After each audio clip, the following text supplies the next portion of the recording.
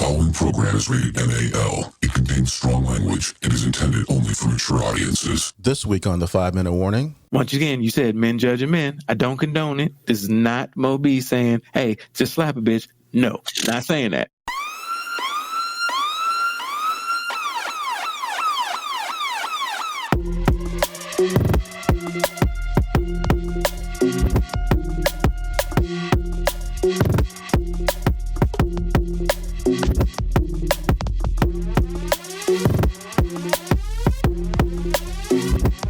Show that gives you everything and nothing at all. That's everywhere you don't want to be. It's Ruben, Mo B, and on the ones and twos, AG.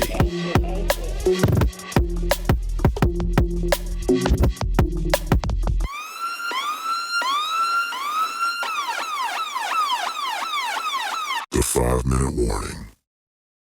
Welcome to a brand new episode of the 5-Minute Warning. Look, I apologize, man. I'm pissed off right now. I was wondering how long it would take pissed you. Off. I'm so pissed off right now. Oh my God! Wait a minute before you get started. What's up, Moby? How you doing, man? I'm good, man. I don't know what he pissed off about. He's pissed off about B&M getting let go and Kingsbury being in. Bro, I told you that was gonna happen, man. I don't even understand what you was complaining about, man. Nah, man. I would have rather them pick some dude out of college who barely has looked at a football ever than Cliff Kingsbury. What's wrong with Kingsbury? What's right with Kingsbury? He's white. Didn't I say that, AD? I did. I still think in this particular situation you're barking up the wrong tree. But then I said that before I remembered that was B&M's job, which I'm still lost on how he gets fired. Look, man, and nobody knows. Did anybody say anything about this? Last I heard, B&M was still a Washington Commander. I know. But I guess 25 minutes ago, that shit ended. Oh, so, I mean, that's incredible. I mean, so now I can't say what I just said because I was like, the NFL is a recyclable item. It's like if you get to the NFL, chances are you can stay in the NFL if you want to be there. If you're white. If you're white. That's you know what? I can't defend it. That's an important caveat. If you're white. You could have fired him before Black History Month, man. Like the fact that Raheem Morris got a head coaching job again, bro, that's our win right there. That's our win. So the Commanders have effectively, which I wasn't against. As of 6 hours ago, the headlines are like, are they going to fire B&M? So that leads me to believe that there's no they have choice now. Hey, Ruben, you're welcome, because the Raiders were supposed to be trying to get Kingsbury, and apparently he declined it. So, hey, look, I would be happy as shit if B&M turned up to be the Raiders' offensive coordinator. Yeah, that'd be pretty good. Because everybody black now. Everybody black now. The president's black. The head coach is black. You know, I'm just saying. Because for real, I didn't think that the Redskins had a head coaching issue because I thought that B&M would be, he would be the head coach. I thought he would just get promoted. Look, but I was fine. I'm sorry. Commanders, I'm sorry. That's fine. I'm fine with Dan Quinn.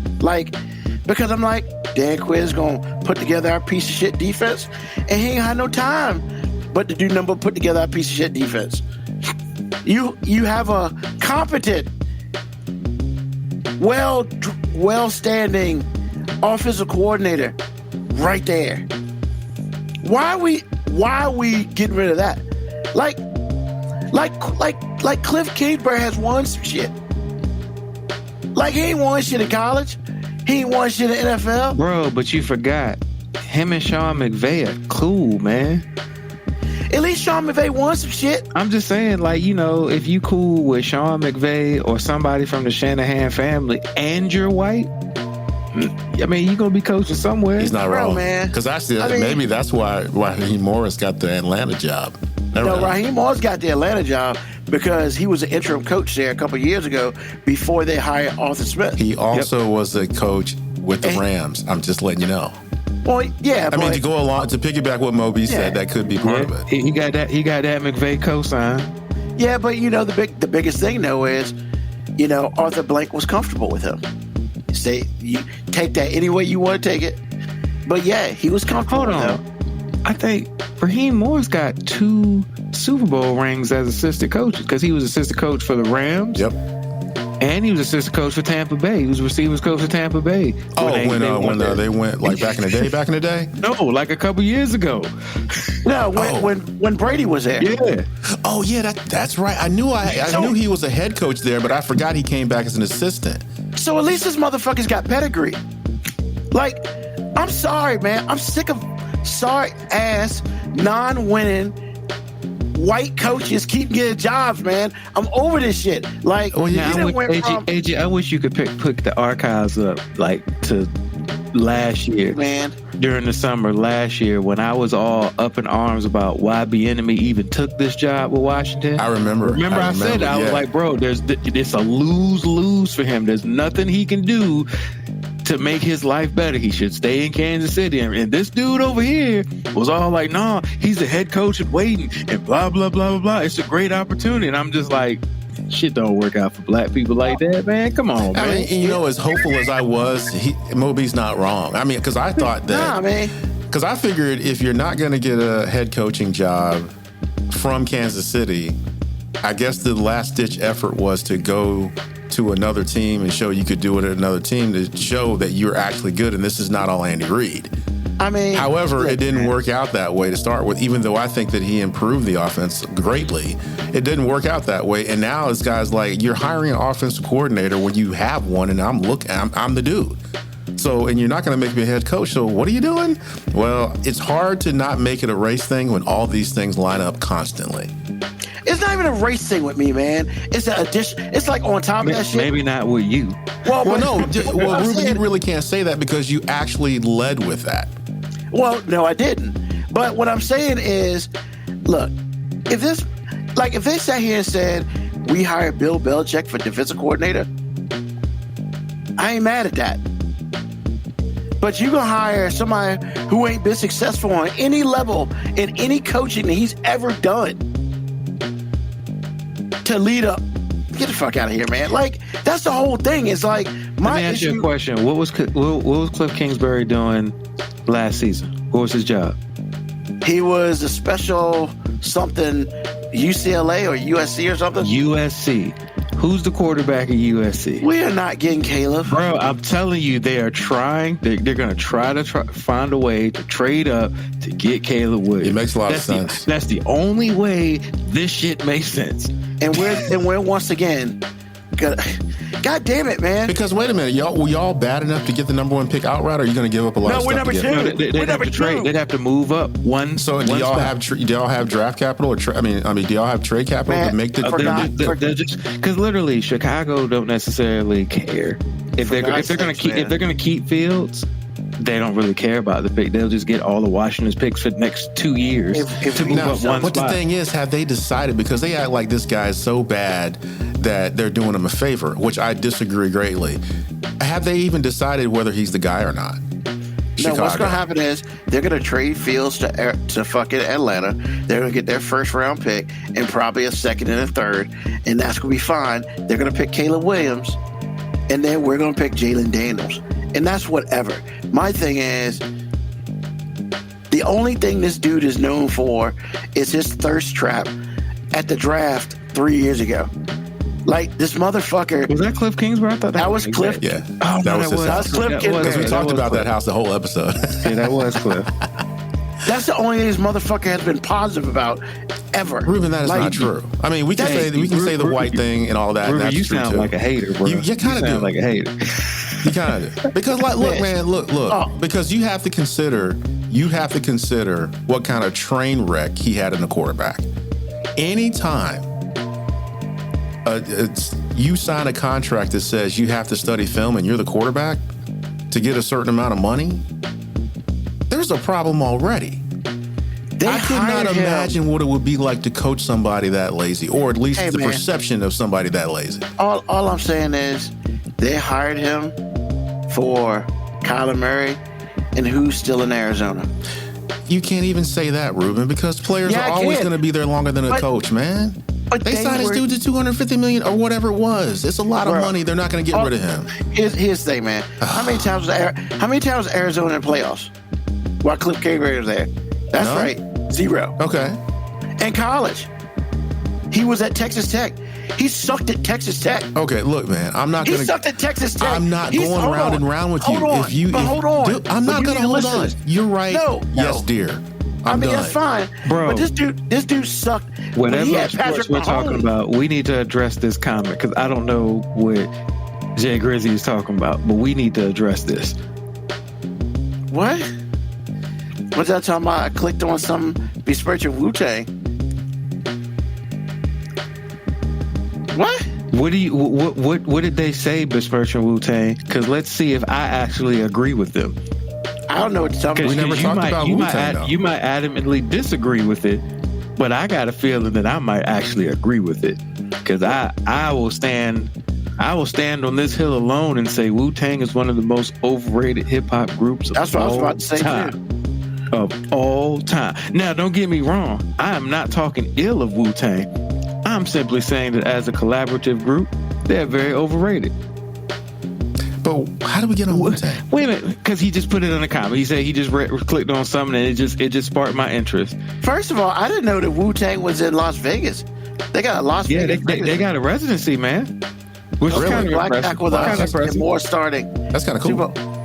I don't know about that, but whatever. I don't think Grizzy smoking that itch. Well, apparently he doesn't think he is. First of all, I personally never thought WuTang was the shit. Now I thought some of WuTang ain't the shit. Now some of the things that WuTang brought to us, like the fact that WuTang gifted us ODB, I will forever be grateful for that. I will forever be grateful for them gifting me ODB. Just ODB. That's all. No. Method Man. Hey, look, Method Man. But then they gifted us fucking Capadonna. Ghostface Killer. Fuck yeah. But my thing, the greatest thing about Wu-Tang was what it did for individuals. But the collective Wu-Tang, I wasn't as huge of a Wu-Tang fan as everybody else in Portsmouth was at the time.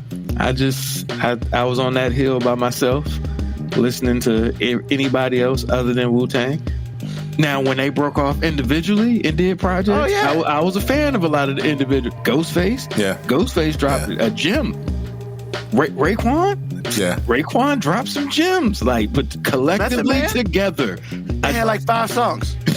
Collectively together, I just was never like, oh man, that Wu-Tang coming out. Like, all right, cool. Wu-Tang want the shit because they ain't the shit. They shit. And that's what it is. I wouldn't go that far. I won't go on that far. He said overrated. Overrated and no. Yeah, overrated and trash, 2 different things. I'm not saying they're trash. All I'm saying is they lost me when this motherfucker called Capadonna got up in there. Look. And I was like, what the fuck is this motherfucker? I actually agree. Capadonna is an unforgivable offense. That's like the second or third time y'all said this dude's name. I gotta hear it now. Capadonna he's an unforgivable thing. But I'm willing to ignore that and at least say, hey, no. Wu-Tang did some good shit. They had a couple good tracks. They had a couple things that I actually really like. I just was never like a diehard Wu-Tang. I want a Wu-Tang forever guy. And when I heard somebody argue me one time that Wu-Tang was more influential than Outkast, I basically just said, me and you can never agree eye to eye on anything if you're going to try to convince me that Wu-Tang was more impactful than Outkast. We are just gonna have to agree to disagree. Yeah, they forever. That shit forever.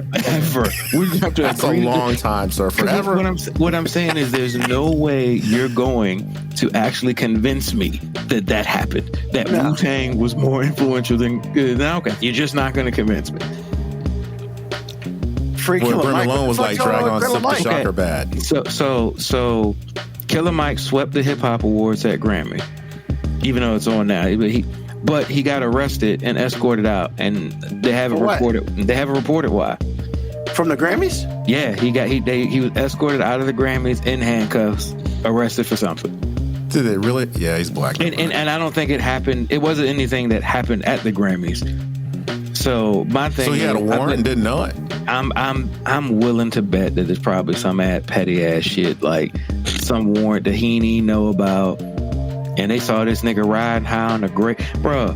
he swept the hip hop best rap song, which Andre 3000 got another Grammy, even though he dropped a fucking Flute album this year. He got another Grammy.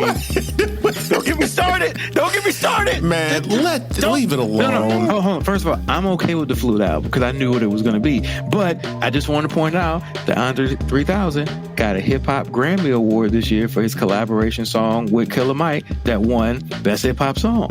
Was he on the flute or was he rapping? No, he was rapping. Rapping. Then I'm fine with that.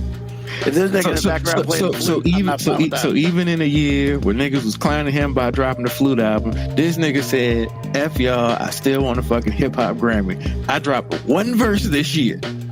One verse. Entire year. Won a Grammy. And then I played my flute for the rest of the goddamn year. Y'all need to stop with the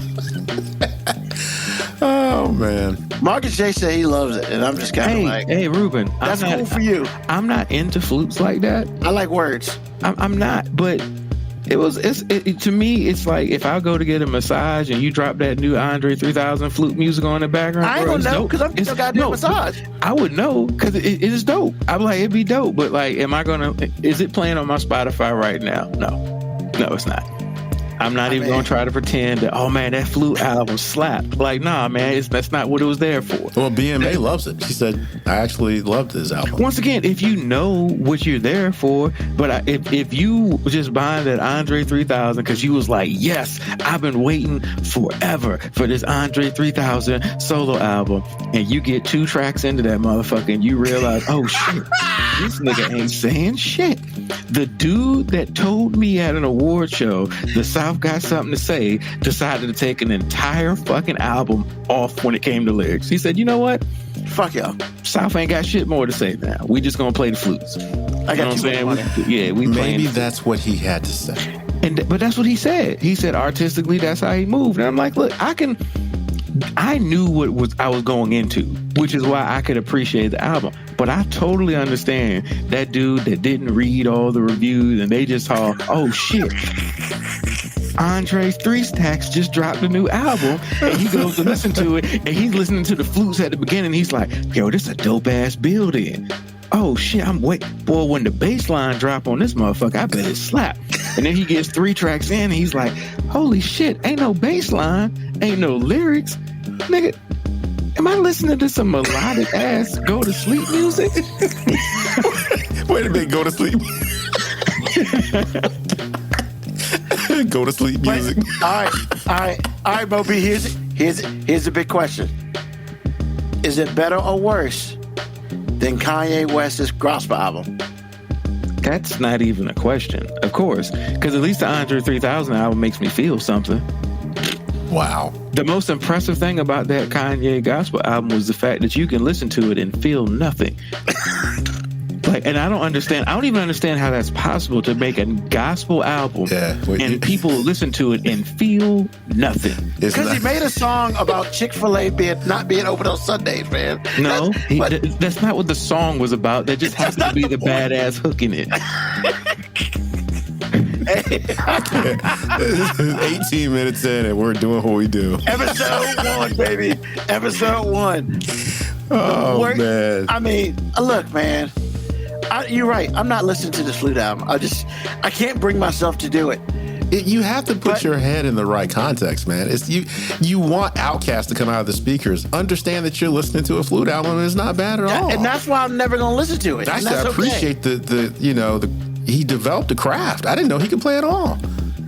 I mean, Ruben, I'm telling you, if you are actually, and this is serious, if you're like laying around and you're wide awake and you're like, I need to go to sleep, just download that Andre 3000, listen to the flutes, man. And honestly, whether you appreciate the music or not, I'm not even joking on it. It's the melodies in it. It's got beautiful melody. Bro, the album is dope. I'm not a flute connoisseur. Like I can't compare it to other flute albums. You know what I'm saying? I can't say it's the best flute album of its kind. I don't know. It's the only one I've ever listened to. But I mean, it made me feel peaceful and chill.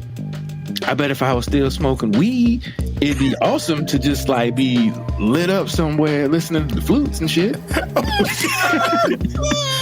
I really enjoy being on this show. Just saying. He said if I was still smoking weed.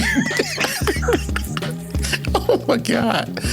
Oh wow. man. The fact that you're telling me that this album with no words is better than that Kanye West gospel album. Well, that's not the first time he's told you that. And if you involve God in something and you don't immediately hate the idea or love the idea, or at least think about some things that you're doing in your life, that says a lot. Mo B said he felt nothing. You've never heard me say a bad word about that Kanye album because I didn't feel anything. Exactly. I didn't feel disdainment towards it.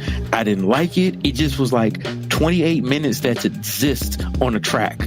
Like it's just 28 minutes, and I'm just like, that's how long it's like what the fuck did I just listen to for 28 minutes? It's almost like you can listen to it and this magical thing happens where 28 minutes of your life expectancy is gone and you don't even know where it went. You'll never get that 28 minutes back. He's not lying, man. He is not lying. But you're right. Mo B didn't feel nothing, but I felt like you were angry.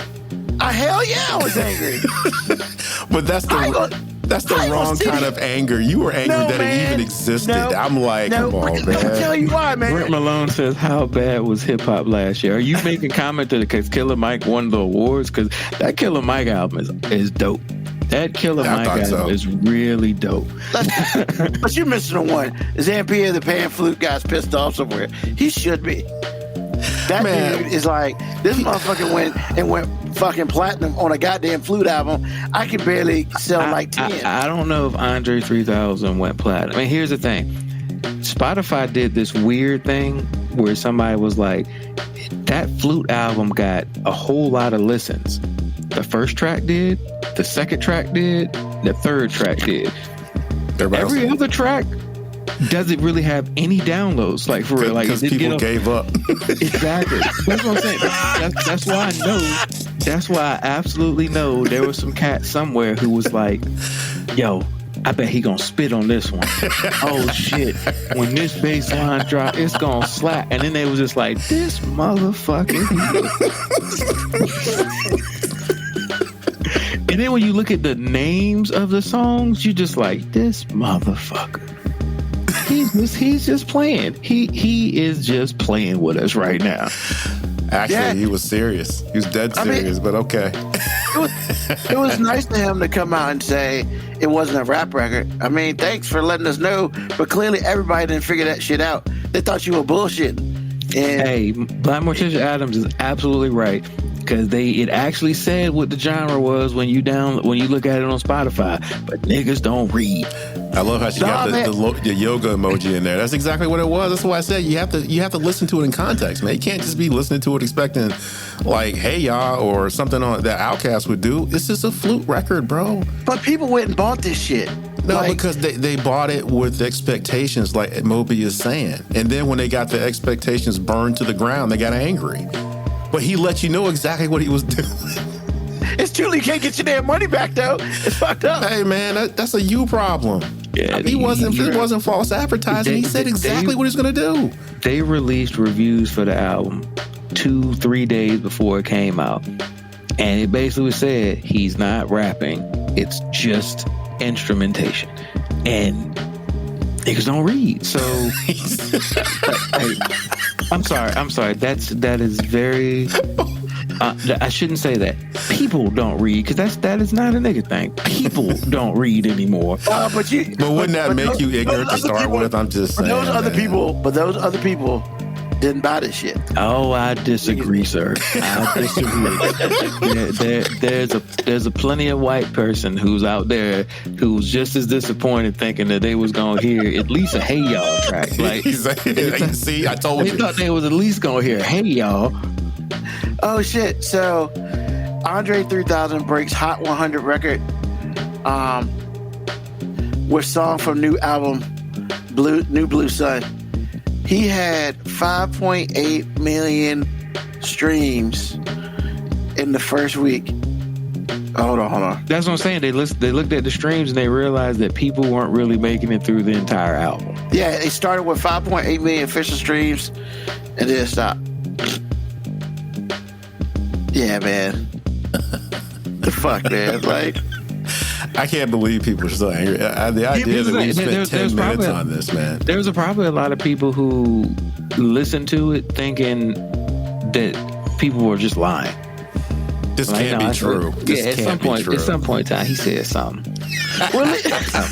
That's funny. At some point in time, he said something. He said, "Hey, about the album." I think it would have been dope if, like, in the middle of the album, he just said one word, or if he just said "New Blue Sun." And then the Flutes came back like, he's like, "Hey, I gave y'all some lyrics. But nobody heard it because it was on the 5th track. Yeah, it was all the way at the end of the track. Wouldn't it be cold if, like, the last song was like, why is the song listed for 28 minutes long? Like they used to do back in the day? And it plays for like 12 minutes and then there's like a pause and you think the album's over and then Andre 3000 like spit some of the hardest bars ever for like 2 or 3 minutes straight. But nobody ever fucking listened to it. Like, nobody ever got that far. Like, if he said, "If you're still listening," and then they just drop like 2 or 3 bomb ass tracks. Oh shit! Wouldn't that be like the test they gave that one quarterback and they gave him they gave him a tape with nothing on it, and then the next day they asked him what was on the tape, and then he got elaborate with what was on the tape. It wasn't nothing there. That would be the test. Because it's like, if you listen to the whole thing, you would know I spit some fire. But see, since you gave up on track 3, whatever. Just saying. Like what Tisha Adams said, my brother's part of those people. He legit told me to let him out my truck when he realized what I was playing. To this day, I call him and say, "Let me out, Trey." Like, boys. You know what? Yeah. Wow. Just saying. Oh, man. shit. I mean, here's the thing, man. First of all, I appreciate everybody from making me really upset. I was really upset when I started this episode. Now it's just funny. I'm not revisiting that bullshit because I'm gonna get mad again. But that's why I got you off of it, man, because you've been on that narcotic for too long, man. Bruh, like, if nobody should be so into their fandom and their hate all at the same time, man. You shouldn't be allowed to do both. God, man. As a Raiders fan, I don't allow myself to hate them because I can't do both. I can't proactively root for a loser and hate it. You gotta pick one. You gotta pick one. Yo, man, it literally took what's the name? COVID for me to realize that I'm a diehard Lakers fan. Cause in my heart, before he became a Laker, fucking hate LeBron James, man. For real. But I mean, my question to you is, why did you hate him? I mean, he doesn't know, AG, and don't try to get him to explain it because he makes up different bullshit every single time I've asked him that question. So at this point in time, I just realized he decided he hated LeBron. It's probably similar to like the Morris Chestnut hate. Like, I'm tired of this motherfucker being so great at shit and winning. So look, the nigga don't lose. That's why, AG. I mean, the nigga don't lose. He played a game. He go home. He take care of his kids. He don't cheat on his wife. He making his money. He starting schools. How do you hate a dude like that? AG, I've been at the barbershop fighting that battle before when people be like, "Man, this nigga ain't Jordan." I'd be like, "Good, nigga." Yo. And I'm like, look, I'm not gonna argue with you about was Michael Jordan a better basketball player, because I'm gonna say Michael Jordan was obsessed with basketball, and you know what? He probably was willing to do anything to win, and that's cool. That's great for him. But y'all niggas out here worshiping a motherfucker that don't care nothing about y'all. And LeBron, who proactively, now, whether he's misfired or done some things that he probably wishes he could have done differently, the motherfucker has always tried to be good. Like, he's tried to be a role model. He's tried to do positive things. And And this nigga Jordan is like, Republicans buy shoes too. That's a quote. I'm gonna give just as much money to the police foundation as the motherfuckers who, all the black organizations that I never give money to. I'm gonna keep charging $200, $300 for the same fucking shoes, just released in different colorways. This is what I do. This is how much I care about you. I care about y'all niggas so much that I don't listen to any hip hop music. I despise it. I've said it multiple times. I hate the culture. I wear mom jeans, and I ruined the Charlotte organization that was already terrible before I got there. The only thing this nigga's ever done well in his life is basketball. So congratulations, you niggas can have Jordan. And give me LeBron James, because I at least think he's a decent human being. And he actually fucked around and made money off selling his part of the Charlotte franchise. Yes, he got rewarded for being terrible. Well, I thought he should have known better when he got fired from the then Bullets job. That was the first time anybody let him have it. And I was like, wasn't very good. I mean, all I know is, what was the name of that 10-part episode on ESPN? The Last Dance. The Last Dance. All that did was make me realize that my hate for Jordan was correct. I mean, for me, when I watched it, I watched a lot of people who were fans of Jordan watch that in reverence and be like, "Yeah, that's why we root for him." And I'm just like, I don't agree, but cool. Like, I agree that documentary, like, literally confirmed most of the things that I thought about Jordan, which, I'm not a Jordan hater. Like, I will 100% say when that dude played basketball, there was no question on earth who was the best basketball player in the world, bar none, hands down. At that time, yes. However, he's a fucking piece of shit human being. He is. And when he made the statement, maybe people don't agree with me, but that means you just don't know anything about winning. No, sir. There are a lot of people who have won and didn't have to be assholes to do it. A lot of people who have done it. A lot of people. Now, I get it. That's probably what he tells himself to, like, justify, like, why he doesn't really have any meaningful relationship in his life with any person, including members of his own family. But I mean, you ain't got a lot of me, nigga. Like, you lonely and successful. Cool. Cool. Well, he's not lonely, unfortunately. He's still married. That don't mean he ain't lonely. Hey, I'm just saying. You know how much money that dude got? You know how much money that dude got? Hey, bro, like, there's a lot of people that will be married to him. And see, and the fact that, because everybody also forgets that he was executive producer of that whole thing, which means all that. He thought all of that made him look good. He thought it made him look good. Like, and I'm never gonna sit here and say, the owners of the Bulls were fucking like angels and shit. But yo, man, they would show out how he would literally just pick on those motherfuckers, man. Nah, you just talking about the GM. You really just talking about the GM. Yeah, the GM. He would just pick on him and shit like that because he's short and all that bullshit. Yo, that's some bully shit, bro. And I'm just like, man, fuck you. Like, honestly, the shit that happened in Washington could have been some of the greatest comeuppance ever for him. Like, the fact he went to baseball and failed, fucking awesome. How did he fail? I mean, I think he did. Well, he wasn't successful. He was successful. Which is saying the same thing you just said with different words. He wasn't. You're saying he failed because he didn't make it to the MLB, but he came back to basketball before he could. He was rising, sir. So well, I mean, let's keep it 100 now. Well, I mean, that's the whole thing, right? Like, he played baseball. That wasn't as successful as what he was used to. And then he came back and decided he wanted to be the hero in Chicago and did that thing. I mean, that's the narrative that you've decided to tell about him because you dislike him. But I don't know if that's really what happened. Nobody really knows what happened, but you just created a narrative all on your own. Based on what he said and what I've heard, the whole baseball thing was grief. To me, that's what I was about to say. The whole baseball thing was like he wanted to do something that honored his dad because his dad loved baseball. He said it. His dad actually liked baseball more than basketball. And he wanted to do something to honor his dad. And honestly, I think because of how maniacal and obsessed he was with basketball and winning, I think he just needed a break. I think he just needed to be away from it. He just needed he needed a new challenge. Well, Ruben, you can hate anything. I have come to realize that in this moment. But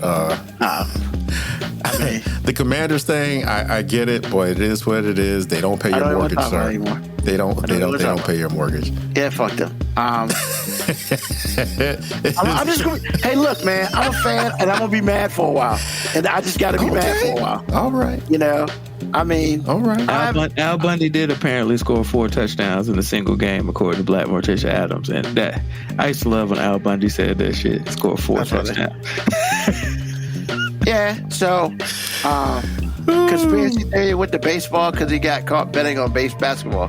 Yeah. Any thoughts on that? I mean, there was a lot of conspiracy theories about things. And my thing is, I tend not to spend time worrying about conspiracy theories that don't affect anything. Like, so what? He did. If he did, okay. If he didn't, okay. Like he left, he came back, he won some more. Dudes all over the planet still suck his dick. I'm sorry. Metaphorically. No, they probably do in real life too. Come on, man. I mean, look, I still buy them J's too. Like, I ain't gonna act like I don't buy Jordan. Let me something to be fly. But I don't. That's because I can't afford it. Yeah, I don't do it because I necessarily worship the human being that he is. I think the shoes are kind of fly, and I won't even get in that argument about is Jordan the greatest basketball player of all time, because if you feel like he is, he is. Like, that's really an opinion-based business. I think Jordan is the greatest mytho in sports. And what I mean by that is you can't argue against it. Like, when people have decided that Jordan's best, they'll bring all the stats to show he's the best. 6 championships, he never lost in the finals, and they'll totally omit the first 7 years where he never made it past the first round. Like, that shit don't even exist to people. Yeah, he broke his leg one season, didn't play the whole season. He couldn't get past the Pistons for how many years? I mean, shit. Like, but I'm with you on that. I mean, it's the mythos thing. Like, there's still a whole bunch of people. Babe Ruth's the greatest baseball player of all time. Like, we only played white guys. I mean, sorry, he didn't play the best baseball players in the world. He played the best white guys that played baseball in the world. I mean, look, because I'll tell people the best baseball player I ever saw was Barry Bonds, and by far, and I don't give a fuck how much steroids you think he took. Barry Bonds, the best player I ever saw play baseball before you thought he was taking steroids. I mean, just take the years before he went to San Francisco. All the Pirates years, and he's still a Hall of Fame. He's a Hall of Fame baseball player. I mean, put him in the Hall of Fame, put a fucking Pirates hat on, and call it shit a day. Like, but that's a topic for another day because we know who runs the baseball shit, and I don't feel like talking about them. It's the bitter ass writers. Oh my god, they motherfucking suck, man. Worst people ever. At least they put Griffin this year, so at least they did something right. So 37 minutes later, we actually have to talk about the show a little bit. I mean, we had to talk you off the ledge, man, because I appreciate that. Thank you, because I think you wanted to jump, really, bro. I lie to you not. I sat here, I set everything up, and I sent the link out, and I look at my phone. And I saw that bullshit, and it's like my whole mood just flipped, and I was like, Ruben, one day I hope you find the peace in your fandom that I have found with all of my fandoms, and just be like, look, it's okay that I proactively root for losers. I'm still going to proactively root for these losers because I'm loyal. And one day, if they're not losers, I'm going to enjoy it, and that's it. Like, I'm not going to talk shit about it. Like, I'm not going to become an obnoxious fan if any of my teams all of a sudden look. When Georgia Bulldogs won 2 championships, I wasn't too obnoxious. I did celebrate. I did have my Georgia flag flying high. Yeah, I see it's gone. What happened? No, it's still here. I'm just facing a different way. It's still here. But I mean, look, I'm saying, but I enjoyed it, but I didn't become somebody I wasn't, because I still remember the loser years. Like, if the Raiders win the Super Bowl, I'm not gonna act like those years of losing didn't exist. You know what I'm saying? I've been a Braves fan and a Hawks fan my whole life. Like, the Braves were the only winning organization I was ever really a fan of, and they won just enough for me not to be called a loser for rooting for them. But realistically, they did a lot of choking. I mean, they were good, but they did a lot of choking, and that's okay. Yeah. You know, about 3/4 of the year I could root for them. I just knew they were going to fail in October, and I was okay with that. We got there. As a Hawks fan, I mean, it's been hard, man. Like, just as a Hawks fan, you know, my dad went to the game yesterday. He sent me a picture. He was like, "Hey, I'm at the game of your team," and I'm just like, first of all, no shade. I was actually surprised he remembered I was a Hawks fan. No shade. I was just surprised. And then when he was like, yeah, you know, and he showed Steph Curry a picture of him because they had really good tickets and whatnot. And I'm like, cool. And then Steph Curry, you know, puts up 60 on them, even though they lose. And I'm just thinking, see, the hater in me wants to be like, every time I've ever gone to a Hawks game, even as a Hawks fan, I went because of the other team. We went because we got to saw Vince Carter. Remember, we saw Vince Carter there. We saw LeBron. No. We saw Vince Carter in Charlotte. In Charlotte, that's right. That was Charlotte. We saw Kobe in Atlanta. Yeah, and that shit was phenomenal. Here's the thing: as a Hawks fan, I was going to see Kobe. He's not lying. What did I say? I don't see the problem there, though. Well, there really isn't a problem there. It's not a problem. It's just a piece that I've had. Like, I just want Ruben to find this piece where you can root for something and still not live and die by their failures. Their failures are not your failures. Maybe you failed to root for a good organization. You know, that's a story for another day. Like, what that says about me, that most of the franchises I root for are losers and I still root for them, that could say something about me. But we're not talking about that. I just hope you find the peace. And, you know, it's the NFC East. The problem is you're an NFC East fan. Because every NFC East fan base has that problem where, like, y'all live and die by y'all's team. And more times than not, y'all all suck. I mean, that's just how the NFL works. There aren't too many organizations that are consistently good all the time. Everybody goes through long stretches of not being very good. The problem is y'all just don't know about it. Like, nobody gave y'all the memo that y'all been losers for a long time. Oh, I know about it. That doesn't mean I don't necessarily ignore it. You just refuse to accept it. And every time a decision like this happens, it just gets harder for you because you can't accept, because you want to feel like competent people are running your organization, but you know they're not. Like, when Al Davis was still alive, I knew. What did I tell you when he was alive? They ain't never gonna be good until he dies. And I didn't wish for his death. I just would say, Raiders ain't never gonna be good until Al Davis dies. I didn't realize he was leaving. I was about to call his son Chucky, but I didn't realize he was leaving the organization entirely to be controlled by him. Because I'm just like, man, we might not be good until he dies. Then who's gonna own it then? I don't care. Hey, hopefully some board member takes over and it can be ran like a successful organization. Like, man, this is the thing, right? I'm a Lakers fan. Like, there's a time in my life when Magic Johnson was like my favorite player, and Hall of Famer, all that. He gets the credit for that, Lakers fan, like, yeah. But then, man, after he stopped playing basketball, he's done some things right. But usually when he opens his mouth, it's wrong. Completely. Like when he decided he wanted to do play-by-play. Worst shit ever. That shit was not listenable. Ruben, you're the problem. I probably am. No, here's the thing. Because Magic Johnson knew you were a fan. And what he's done is, ever since he stopped playing basketball, he said, you know what?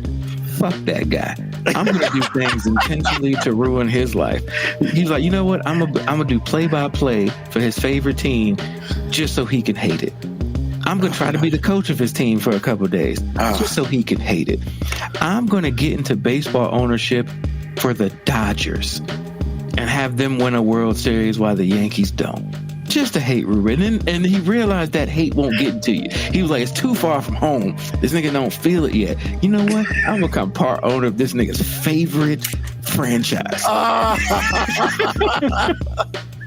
You know, here's the crazy part about all that. It's so hard not to take this shit. Because there is a little truth that I feel like he's attacking me. And I ain't done shit to this man, but sit here and be like, you're the greatest point guard ever. You're on my favorite team. You're the reason why I love the Lakers. But ever since he stopped playing, I feel like he has done nothing but make my life hell. And I know he ain't really doing it, but I don't know, man. He feels like it, man. I think Magic attacking you. I think he picking on you. I mean, he did come all the way to the East Coast to do it. Came all the way over to take your franchise over. Yo, however, and then he was like, hey, I heard. He probably heard you talking to me on the phone. It was like, hey man, I think Eric Bieniemy is doing a good job. And he was like, you know what? Gotta drop a dime on this nigga. Gotta get rid of this dude. Like, Ruben likes him. We gotta get rid of him. I will say this though. The funniest thing I did read before we went on air was Detroit OC Ben Johnson. It was like, why do you say? And he said he did not like, I guess when he interviewed with the Commanders, he didn't like the vibe. He was pretty much like, it seems like a basketball ownership who thinks they understand football. And I was just kind of like, I read that, I was like, yeah, it sounds like these fucking dumbass decisions they're making. He might not be too wrong on that. Ruben, I got even more evidence that this dude has been trying to torment you, man. This guy. No, think about it. Who brought LeBron to LA? I've dealt with that though. Magic. What I'm saying is he knew at the time you hated him. And he was like, you know what I'm going to do? I'm going to bring that nigga you hate the most to your favorite franchise. Then make you like him.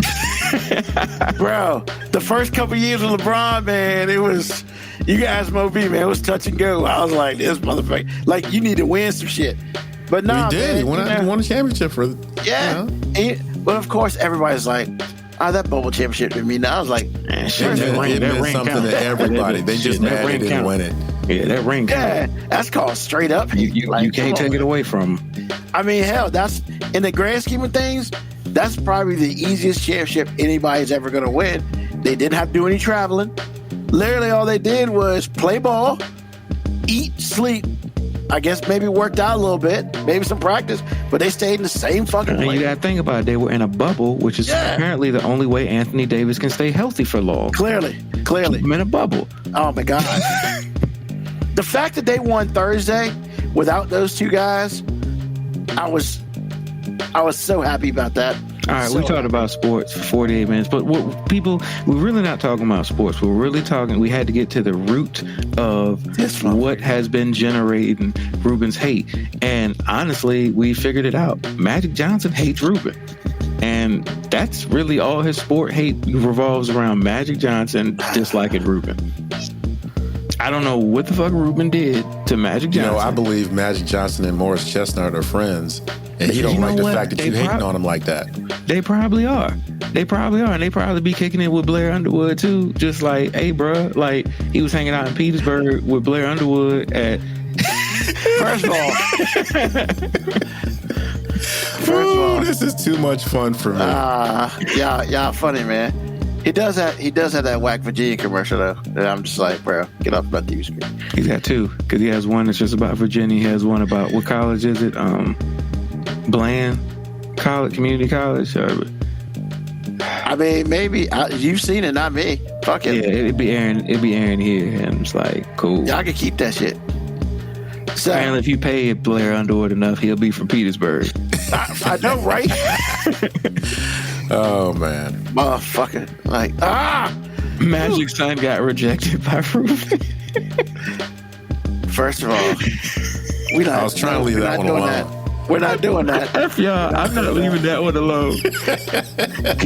I got to figure. First of all, we don't. I need to find Magic. I need to find Magic Johnson and just ask him, why do you hate my man Ruben so much, man? What did he do to you? It ain't because of that. That's what did he do to you, man? Like, this dude was a diehard Lakers Showtime fan, and ever since you retired, you know what? What did you do, Ruben? You know. You had just bad business decisions, man. It's affected my life. So basically, he made one decision, and you got mad at him, and he heard you talking about him. He said, "Oh, I got enough money to be Tico level of petty." See, he really does. That's why I can't have money, because I would be Magic Johnson level of petty. Impulse control, man. Impulse control. None. Not with money. He said not with money. Not with money. I'm with him. You give me enough money, I will be Magic Johnson petty towards somebody. Because that's a lot of petty, man. That guy's halfway to $1 billion. I'm just saying. Bro, I'm leaving. I'm leaving the United States. What's a couple $100 million just to be petty? It's not a lot. I mean, it's a lot, but you still got $250 million yellow. But think about it. Magic has been tormenting this man for now 20 plus years. Yeah. 20 plus years. And even today, it's just like it's fresh to Ruben. Every time he makes a decision, it ruins Ruben's life. 23 years ago. Yep, that's right. I didn't even know that the motherfucker posted on X after every Washington game until it was brought to my attention by I think it was Sports Center. And because he's been waiting for you to follow him, just so he can start notifying you daily of how he's ruining your life. Yeah, he is ruining my team. That's for damn sure. But ain't shit I can do about that, because I ain't paid. Lord knows, man. Lord knows if I ever get that level of money. He heard you talking about Caruso and everything. He was like, gotta get him up out of here. He heard you talking about that foundation that the Lakers will build when they had Ingram and Randall. And he was like, nope, gotta get these niggas out of here. Ruben's starting to get excited. This guy. I ain't fucking with you no more, movie. So, hey, look, fucking with me just get you talked about up here. Fucking with Magic Johnson, whatever you did, he's been in your life for longer than me, and he's been making waves, bro. Like, making waves. I'm trying to get on Magic good side. Magic, whatever it is you need to hear, hey, you got it, bro. You got it. Oh, thanks, man. You got it, bro. Do not do that Ruben treatment to me. First of all, you can't do that Ruben treatment to me, because I already root for losers, sir. You can't make my life worse. Oh, shit. All right, so we'll get this quick question in before we get out of here. So, our expectations differ from men and women when they agree to wedding vows. So, that's a very interesting question.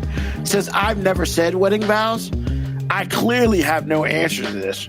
So I'm going to defer this to y'all two, because y'all have done that. So, I mean, AG, I mean, it was your question. Do you think, women and men have different thoughts and stuff on wedding vows? No, I think thoughts is the wrong word. I think expectations. I'm sorry. No, it's all good. I think expectations are different. I think there's a lot of things that men have to do performance-wise consistently, which essentially is following the vows as said, that women don't necessarily have to do. Not all of them. I mean, obviously, cheating, that's a bad thing for both spouses or both sides. But there are just some things that men just have to do that women just don't necessarily have to do. And I kind of buried the lead a little bit, because you really can't tell a woman what to start with. So you got to hope, or at least make good decisions based on the dating process. But in my opinion, no, there are some things that you just know are going to happen. One gender has to get it right, and one gender you can do what you want to do. So, I mean, is there a particular vow or two that you feel like women more often than not are going to fail at? I mean, apparently Brent Malone put one up there in the comments already. Yeah. Okay. Yeah, they had to change that. And that goes back to what I said. You're not going to tell a woman what to do. But for me, I think the thing that pokes out to me was sickness and health. I think as a man, and when you get sick, the amount of care that you get is also going to be coincidence with the amount of respect you get, which we all know, or at least not going to say that. in my world, I know that respect really depends on the woman. It's not a universal thing. It's not anything that she's publicly going to be held accountable for. So if your wife is sick and you take care of her, that's going to get you, that's what you're supposed to do. That's kind of the vibe. You need to do that. When a woman has to take care of a man, it's more, it can be a nuisance. It can be viewed as a nuisance. The things that the other women, and I've heard this before, the things that other women will say is like, girl, you can get somebody else. Or that's got to be really hard for you. You need to take care of you, or something like that. And actually, they made a commercial. I'll never forget it. The commercial came out like about 8-9 months ago. But this woman's husband, she's relaying the story on how they got here, but the woman's husband had gone off to Afghanistan. IED blows up in his face, and he had head injury and maybe some sight issues. And she was basically saying, she was saying, I got tired of him doing what he was doing. He had to meet me halfway, and I need to take care of me. There's no way in the world, if you just switch genders and keep the same copy and have a man say that's going to fly. It's just not. So that's where the question came from. I think the level of intensity in which you do things, the idea that you do them at all, and how the public will hold you responsible are different depending on gender. And we're in this particular conversation, this is a man and woman conversation. So it's just like, I just think the expectations are different. Do you think it's different more with the current generation of women? Absolutely, because back when our grandparents were our age or younger, mm-hmm. there are things that you did. Mm-hmm. Period. There was no recourse. It was like, you're going to do this. You're going to have babies. You're going to do this or that and the other. You're going to have a job. Maybe if your husband wasn't well off enough. All these things. All of those things that you were held accountable to do, you don't. Everything, like I told you on the show a couple 3 weeks ago, there's nothing about a woman's life with respect to marriage that is non-negotiable, that she comes into the relationship having to do. Not one thing. Especially now. Yes, and the further we go along in history, the more latitude, if you will, that women will have. You have to make sure, like you couldn't run up on a woman and say, and just believe that she's going to have kids. That's not necessarily true. And when I say having kids, that could mean I'll give you a kid, but you're going to have to buy me a surrogate. I'm not doing it to all of this. That's a real thing. So, yeah, expectations are a little bit different. Sickness and health is the one that jumps out at me. There's a litany of things that women have to do, especially if you're a saved woman, that don't ever get done. It's optional. It's funny that you say sickness and health is the one that sticks out for you, and the one that sticks out for me is for richer or for poor. Yeah, that's a big one too. That's 1A for me. And the reason I say that sticks out is, no, I'm not saying that women marry for money, but what I'm saying is, you find me a relationship that starts off where the male was well off at one point in time, and then all of a sudden hits a financial cliff where he's not well off anymore. You find me the marriage that worked in. If that dude was making 6+ figures and then all of a sudden he hits 2 or 3 years where he's dead ass broke, you show me the case study where that relationship actually works. Before somebody says he ain't doing his duties, he's not providing, he's not doing his duties anymore. You find me the relationship where that works. Because the for sickness and health thing, I've seen too many cases where the sickness and health thing goes out the window, and as long as the financial stuff is there, I've seen women be the most nurturing creatures on earth. to people who've been injured for things out of their control. Now, I've seen the examples that AG's talked about, but I've also seen women who, guy had a stroke and she took care of him. Boom, it happened. But I ain't seen the situation where dude had money and then all of a sudden became broke, and then 5 years later they struggling and happy together. Shit don't ever work out that way. Not what I've seen. I'm sure somebody might know an example. I'm not saying that an example doesn't exist, but an anomaly doesn't disprove the statistic. Like, they say the number one reason for failed marriage is infidelity. The number two is finances. It's always finances. And it usually ain't about her finances. It's never about her finances.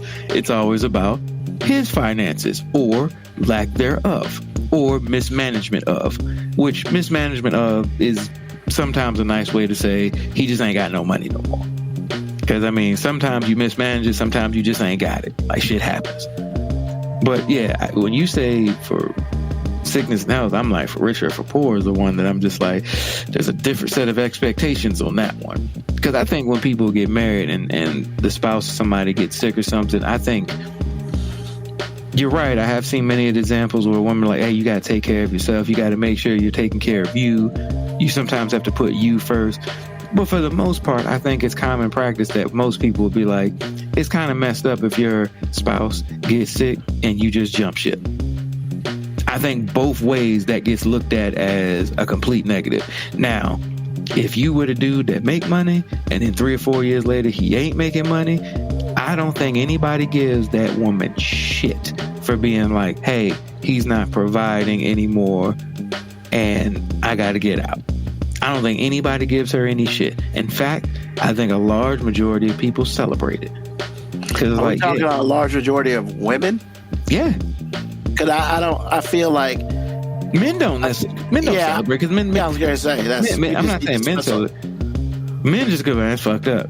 But even as a guy, I am programmed in the back of my mind, no matter how absurd I think it is, to be like, yeah, man, at the end of the day, man, it's a performance-based industry, man. Like, if you ain't got it no more, you ain't got it no more. Like, I don't expect. Like, and I'm not saying my wife would leave me if I was dead ass broke and because, like, look, I am broke, but she's still here. I don't know what it is, but we got enough. But what I mean, if like we hit real financially, like we lose everything, I'm not going to be surprised if she jumps ship. Oh, wow. I don't expect her to. I don't think she would, because I think I made a really good choice in life partner. But if she did, would I be coming to you, Ruben, going, I never saw this shit coming? No, I'd be like, fucked up, but those are breaks. You know what I'm saying? Like, that's how it is. Now, I want to put the caveat out there. I think I made a really good choice in that. So we are partners in this, because we have been broke together. So, I don't think, she always jokes with me that if we win the lottery, then I'm going to leave her. And I'm thinking to myself, no, that's stupid. Well, yeah, you'd automatically lose half, plus you got to pay. First of all, I ain't worried about losing half, because if I really wanted to, her out of my life, $500,000 is a small price to pay. I will be okay. Yeah, what I'm saying is, if I make millions, in my mind, I'm thinking, no, baby, like we about to live the great life now. Like, why am I gonna get rid of you now? Now we both can do better. Like, we both got time to live stress-free, because most of the stresses that come in married people's life from middle class below do come from finances. That's cool. I'm out of here. Here's the thing. If you win the lottery and you make millions of dollars and your spouse says, all right, I want half, I'm out, you shouldn't shed no tears. Because I'm be like, I'm rich and single now? Shit. That's why that would never happen. Shit, we gonna be a bit hip hop parade. Oh no, not again. The joke that keeps giving. Jesus. I'm just saying, man. But yeah, so that's the one that sticks out. And I think some of the expectations of marriage that we conflict on between men and women, in my opinion, are self-imposed. Because I've seen this joke, and I've said it on the show before. There's bubble art where people are at the altar, and the man has over his head, "This is amazing. I love her. I hope everything stays the same." And over the woman's head, it says, "This is awesome. I love him. Now I get to change." Like, because a lot of times our own expectations of what happens after marriage, the vows have nothing to do with it. It's just what our expectation of the happily ever after is. Because a lot of times, and this goes both ways, but it just seems more noticeable one way, a lot of those things that were cool when y'all were dating are not going to be cool anymore once you're married. And we don't do a very good job of communicating those things. Like, guys, I'm just gonna put myself in. I can't speak for nobody else, but when me and my wife were dating, I hung out with my friends a lot. She hung out with them too. It was an acceptable behavior. There comes a point in time where, we had kids, we got other responsibilities, where now the idea of me going out and hanging out with my friends is frowned upon. Not because she doesn't want me to hang out with my friends, but because she says, "Hey, we've got a whole bunch of responsibilities and expectations of home that I don't want to do by myself." Perfectly understandable. However, I don't have the same feeling about that as she does. If she were to tell me, "Hey, me and my homegirl's gonna go hang out Friday night," my response would be like, "Have a great time." Not, "You're trying to get away from me, you're trying to not handle the responsibilities here." It'd be like, "No, you're going to hang out with your friends. You being happy equals good." Me, and men, a lot of times when we go out, it gets perceived as we're not happy at home. We're trying to seek some outside happiness. And it's like, no, that's balance.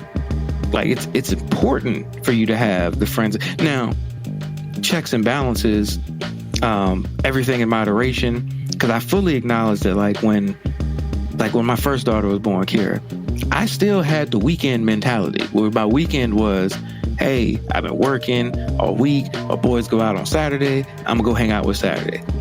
I'm gonna go hang out at the bar." I don't do irresponsible things, so it's not like I'm out clubbing all the time, but I'm gonna go out, hang out at the bar, come back 2 a.m, cool. And then she let me know, "Hey, that's cool, but you can't do that shit 6 weekends in a row." And in my head, I was thinking, it's been that long? Oh shit, you're right. So, balance, moderation. So I'm not saying that she hates when I go out, but she's saying, "Hey, there's balance." But that's something I don't think couples talk about in the beginning. Like when you're still in that honeymoon stage, you decide to get married, I don't think we have enough of those conversations. Like, what are your expectations for outside life? Because women, a lot of times in marriage, say, "I lost myself in the marriage. I lost myself in the marriage." No, what it means is you stopped seeking the things that made you you, because you felt like all of that was within the person you were with. Where you don't really hear guys say that often, because we have male friendships still. We have hobbies and stuff that we do with outside sources. I mean, and when the older guys that are married, they were like, "Oh man, we go fishing on the weekends every once in a while." There's always a balance, but a lot of times women don't find the balance, or it's harder for them to. And some of that is self-inflicted, and some of that is societal. Like, look, we see a woman out in the club and she got a 2-year at home. We'd be like, "What the fuck she out here shaking her ass for? She should be at home with her kids." That's a real thing that gets said. We won't ever say that about the dads out there kicking it. I mean, right or wrong, I never hear it get said. I mean, nobody ever, got on me about being at the bar, at the club, late at night, knowing I had 2 daughters at home. Nobody cared. I mean, I guess that's because, the people you're talking to probably don't care. I guess, and I would say that's probably different for men and women.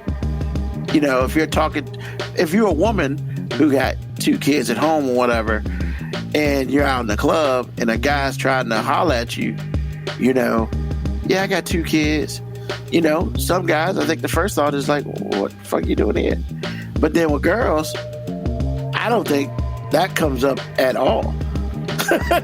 "Oh, that's cute. Oh, I know he's a father. That means he handles his kid. That's made me sexier out, Ruben. You've been out exactly, and a girl be talking. I be like, oh yeah, I got 2 daughters at home. All of a sudden, they're fucking intrigued. They want to talk to me, like, and I'm like, whoa. Yes, we'll talk about my daughters. They're awesome. Yeah, I mean, you know, they share chromosomes with me. Why wouldn't they be awesome? Come on now. I mean, sure.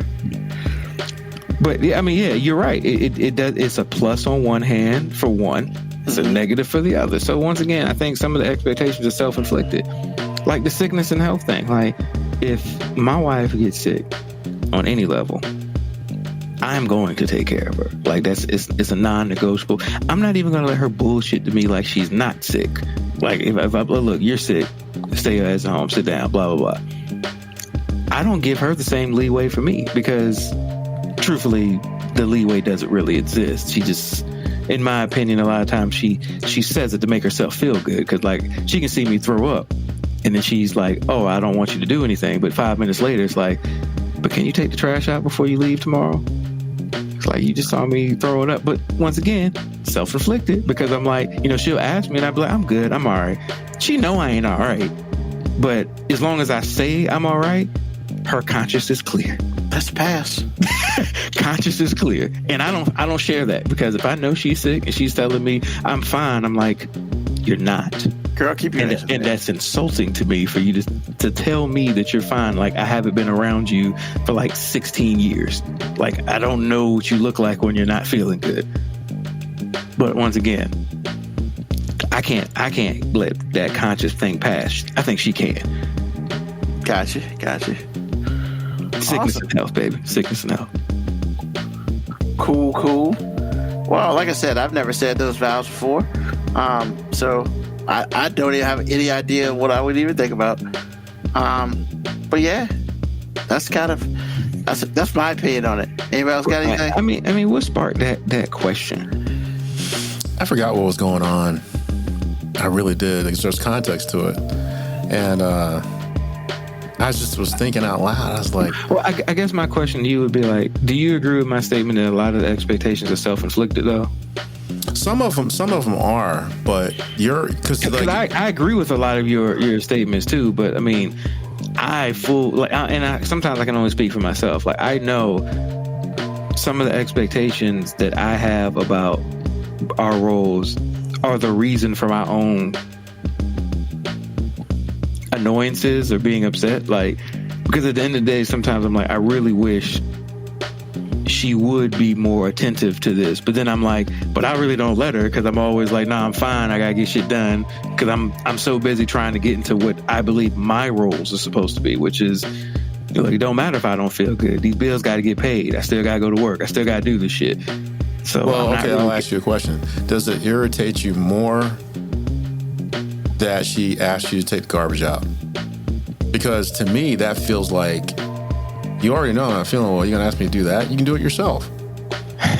How does that make you? Because for me, the way you put it, you are agreeing with the reason why I would be upset also. Because for me, I'm like, I might say I'm okay, but you can't put forth the same effort I would put forth to you if you were sick, whether, like you said, you're BSing me or not.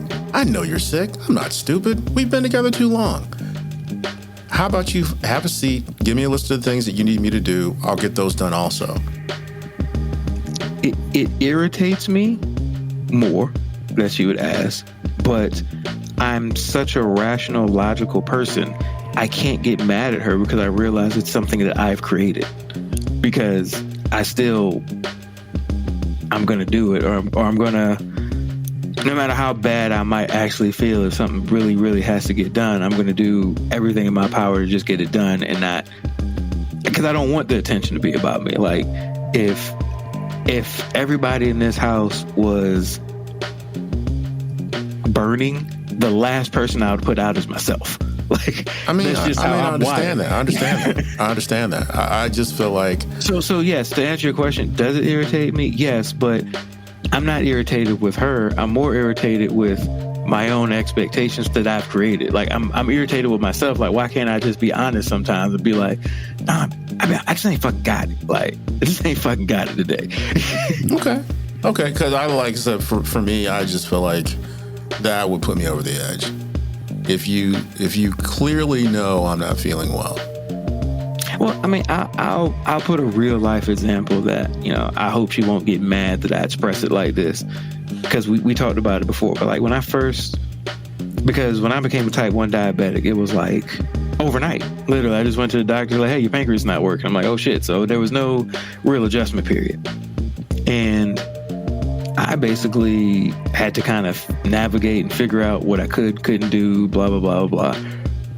And she put so much trust in me to kind of figure it out my own. Like, she was kind of depending on me to kind of tell her what I couldn't do anymore. And on a flip side, when she was pregnant and she had hyperemesis, which is something I'd never fucking even heard of before, but it was during her pregnancy, which, she couldn't eat. She actually lost weight, blood clots. Like, as soon as we found out she had it, I spent like the next couple of days, like, I'm WebMDing shit, I'm Googling shit, because I'm educating myself, because I want to know what it is that I can do to help. And that was just a core difference between us, where like, I wasn't saying I wasn't trusting her to be able to navigate and take care of herself. It was like, no, I want to be in the know so I can know. Where her, she was like, I'm trusting you because, you're telling me you're fine. So that's what it is. So it was just different ways to approach it. Like, I never took it as she didn't care, or like, I wasn't like, oh, you didn't care enough to fucking research my disease. Like, no, I didn't take it that way. I'm sure somebody could have, but it was just, that was our core differences, where she puts a lot of trust in me, and I honor that. And sometimes I can't be trusted. Like, I'm a human being. Like, sometimes I just can't be trusted, especially when it comes to things like that, where I have a problem with taking care of myself over everybody else. But, just differences. Like, so that's a self-inflicted wound, not a shade on her. Although saying it out loud, some people might think I'm shading her. Absolutely not. There's nobody in the world that cares more about me than her. She also trusts me, which is like, that's a dangerous thing, to like trust me about me, like trust me to do what's right for me first. It's a dangerous proposition, man, because I spend way more of my time trying to take care of other people than myself. Understood. Kind of had the same issue mechanically. Obviously, my situation wasn't as dire as yours, but I remember one day I was fine, and the next day my knee wouldn't work. It hurt bad. I had to limp through the rest of the shift and limp everywhere. It was bad, to the point where I started calling out of work. So I noticed that Lauren was not really addressing it necessarily. And I was really pissed off about that for a while, until we got into a conversation about something else, and then this came up. And I was and her response was, I just was not used to you being down. Like, ever. I've never seen you to the point to where you couldn't do things. And so I was like, okay, I understand that. But emotionally at the time, it wasn't a really good response from me internally. I never let her know that, but it was just like, in the moment, I was like, do you understand what's going on here? Because you act like everything is normal. And then like, maybe like in the third day or so, things started, she'd ask about this or that or the other, but at that point, she had kind of cemented what I had thought about the situation. Because for me, there's no way in the world that would have happened with me, because I'm thinking I'm looking to stay married. You can't ignore that your wife is going through something.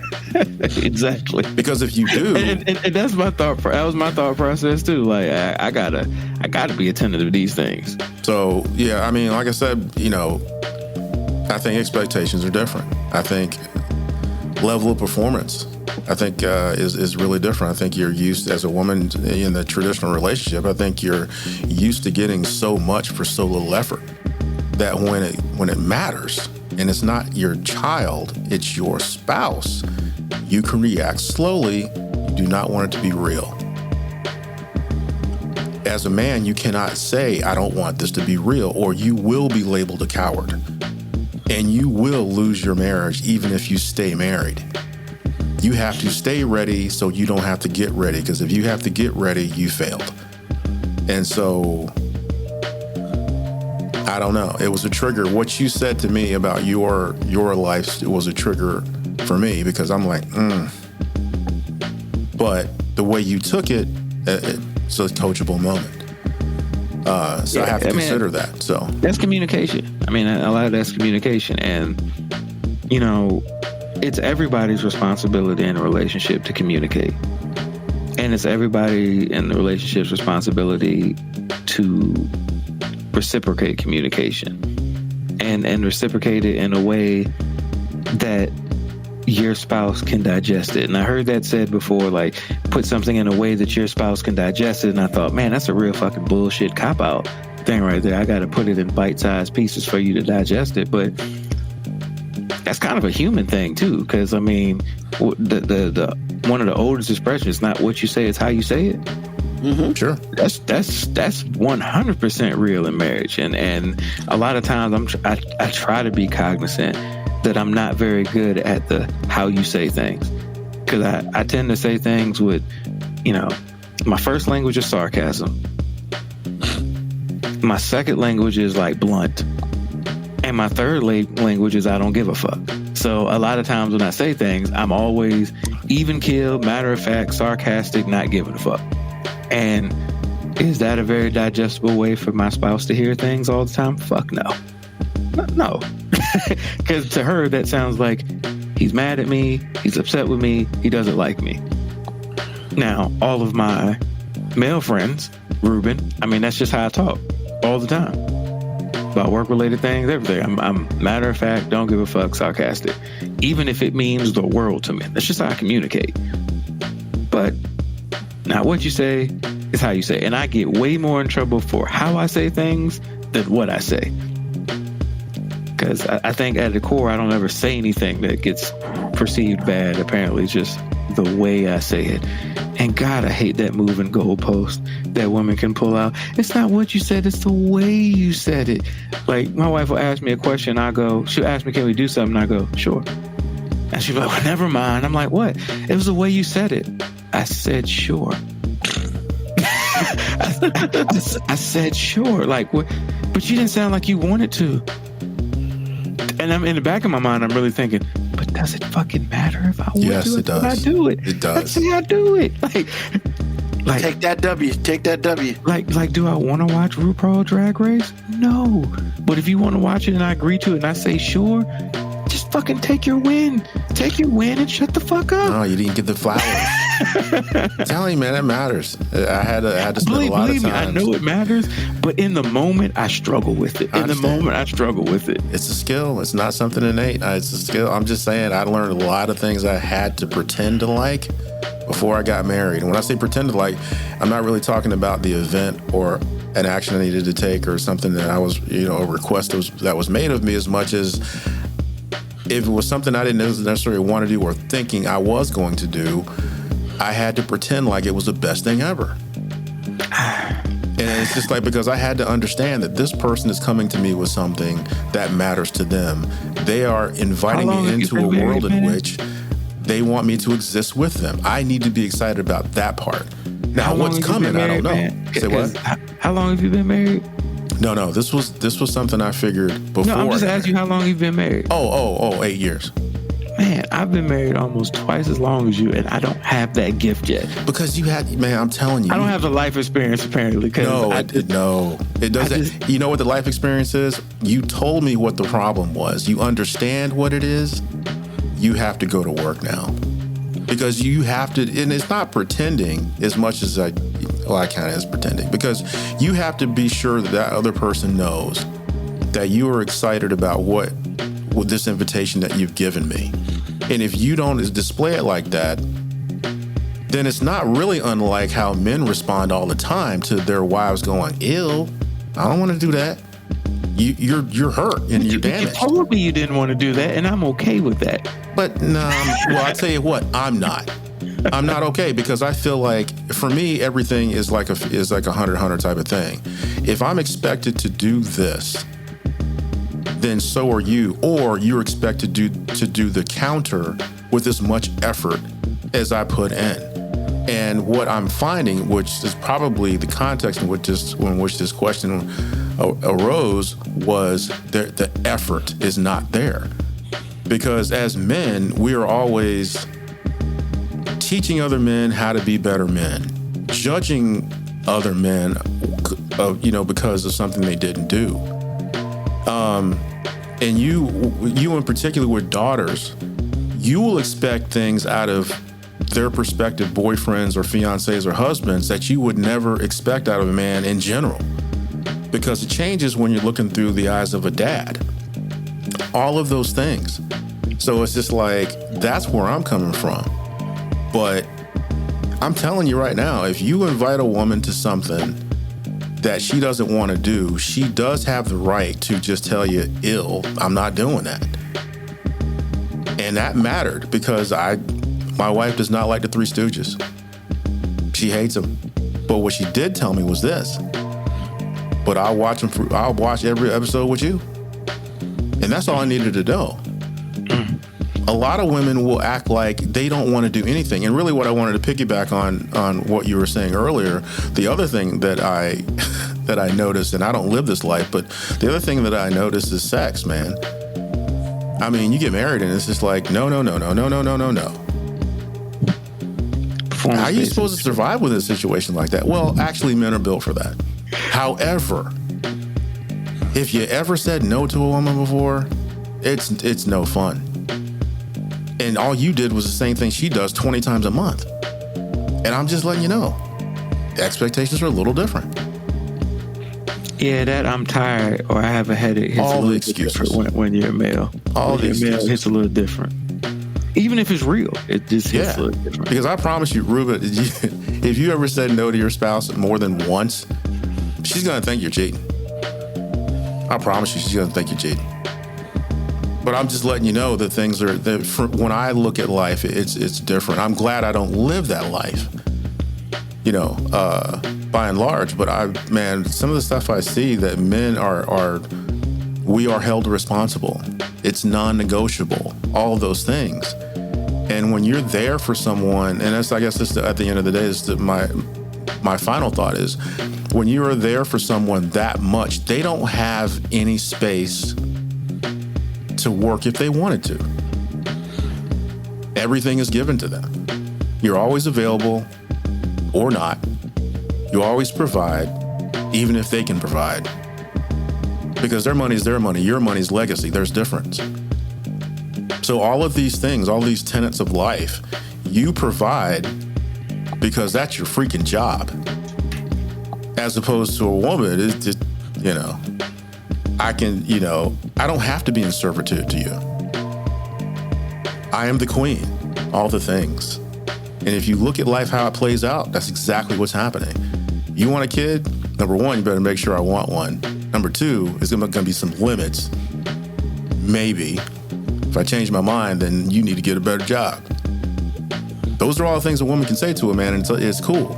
So yeah, for me, I just think it's the expectations are different. The expectations are wildly fantastic because the world allows them to be. Men have to go to work and get this done. Oh yeah. Women do get to romanticize marriage a lot more than men.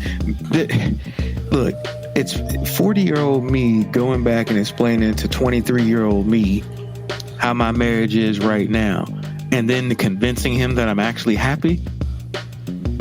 But I'm just saying, like, me convincing him that I'm actually happy, he'd be like, nigga, please.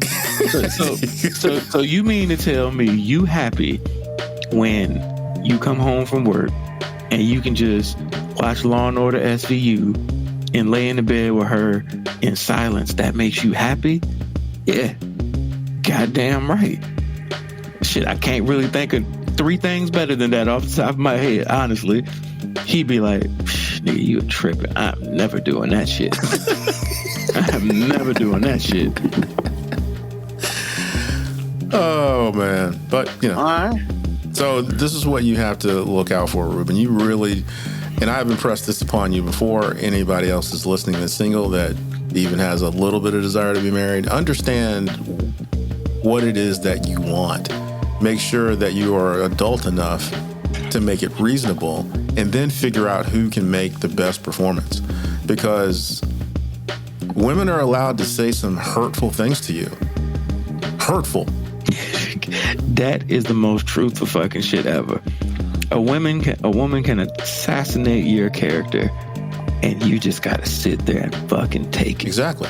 Because if Mo B says something disrespectful to me, we going outside.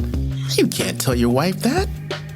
You have to, like he said, you have to sit there and find the impulse control, not to just rip her eyeballs out. And that's the truth. And all the women out there that are listening to this that are offended, that don't feel freaking safe, okay, whatever. Men actually think these things when you're talking to us like a freaking dog. That's the long and short of it. I don't condone domestic violence of any kind. However, I know violence is never the answer. But the threat of violence and knowing that violence is a consequence for some of your actions is a great deterrent that men have with each other. It's why men have lines that we don't cross with other men verbally. Like when I'm at the basketball court and we're going back and forth, there are things I may say about your game. There are things I might say about your gear. But there's certain things I'm not going to say that I am not going to immediately let it go out my mouth and know there's a chance me and this nigga might have to fight. Because I said this. Like, I put this in the atmosphere. So this was basically letting him know that I'm okay with fighting. That doesn't exist when a man talks to a woman or when a woman talks to a man, because she knows she could say whatever she wants to him and there's nothing he can do or say that's going to make him look good or make anybody have his back. Like, we might look at it and be like, man, that's fucked up. She ain't got to do all that. But as soon as he slaps the soul out of her, we're going to go, yeah, man, you still didn't have to hit her. Yep. And I'm guilty of that too. Like, hey, man, you still ain't have to hit her. Like, you could have just left. Just men judging men. That's what I was saying earlier. You could have left. You could have left. But I'm also not the dude that's like, there's never a reason to hit a woman. No. I didn't say that. There's never a time in which I condone it. I can think of several reasons to. Just not condoning it. Like, I'm not going to condone it. I might be like, I mean, she should have been ready. She jabbed him. Like, I mean, she literally punched him in the nose. Like, somebody hit you in the nose. Like, if you get hit back, that's a natural consequence. Maybe I wouldn't have done it, but I don't cry for any woman who's like, he had the nerve to hit me. Well, what happened? I was talking to him. He wouldn't answer my question, so I slapped him. He wouldn't answer my question. So you did what? Oh, so you physically assaulted him first? Exactly. And he responded with not equal but far superior force that you didn't know, like you didn't expect that he was capable of this. Once again, I'm not excusing domestic violence, because I'm not saying that that's what happens all the time, because a lot of times when guys just hit fucking women, that shit just happens. But there's enough incidents where I'm just like, no, ma'am, you assaulted him, and he just took his self-defense a little too far. Because it's like, once he hit you, like, what they say on TV before, they could at least wipe his ass. That's right. That's right. Like, yeah, he didn't have to hit you that second, third, fourth, fifth, and sixth time. But that first one you had coming. Once again, you said men judging men. I don't condone it. This is not Mo B saying, hey, just slap a bitch. No, not saying that. Oh my God, that's the intro. This is not Mo B saying, no, just slap a chick. No, not at all. This is me saying, woman, if you hit said man, when you hit him, all femininity washed away from you. All the protections of woman washed away from you. And if you don't realize that, that's your fault. Because I'm damn sure not telling my daughters to go out there and hit a dude just because they mad at him. No. Don't hit a dude. Matter of fact, don't even yell or argue with a dude. Forget it. Just get out. Because I don't want you to hit him. He hit you. Now I got to deal with him. Now I'm going to jail for the rest of my life because one of you little terrorists decided that you was going to be something that you're not. Now we're back to terrorists. And that's a gangster. All right. Well, man, if you put that at the intro, this is not Mo B telling you to slap bitch. That's hilarious, man. That is so funny. You tell me that ain't funny, then I won't put it on there. Tell me. Say, out of context, that's very funny. Like if that's just all you put there. That's all I plan on putting. If you don't provide any context to the conversation, yes, that is a funny statement on his face. That means you gotta listen to the damn episode. I mean, really, it says everything that is true, and it's very wholesome as much as it can be. But that's hilarious, man. I mean, come on, man. You give me gold every day. Sorry, bro. Gotta do it. All right, cool. I just wanted to clarify that I'm absolutely against domestic violence. I'm not for men hitting women at all. Believe me, I've been placed in some situations that I just described where I had to make a choice, and I chose not to. I chose peace over violence, and I'm okay with my decision. I chose peace over violence, and I'm okay with my decision. He did not wake up choosing violence that day. No, I did not. I chose peace. Oh God. Hey, man, what's on your mind, bro? The wife and I watched this new thing on Peacock. If you guys have Peacock, check it out. It's really good. This new documentary on Run DMC. I just wanted to just throw it out there. It was really good. It was really good. It's on Peacock? Yeah.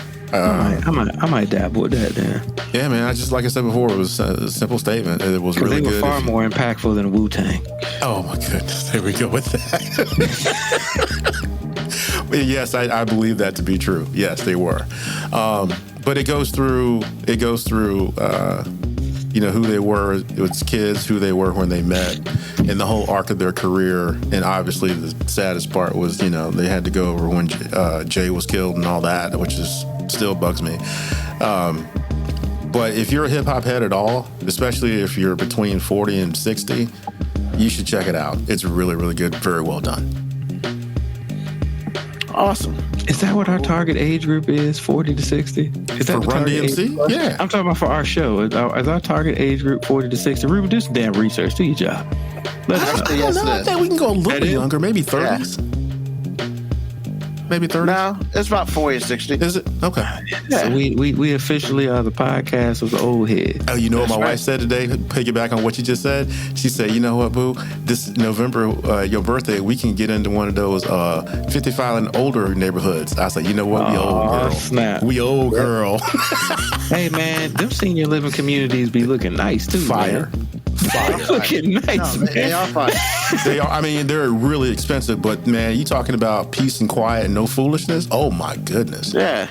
I mean, I think you probably have to sign in your grandkids. I'm just letting you know they don't play. So yeah, I mean, if you got $500,000-$600,000, that's the place to be as far as I'm concerned.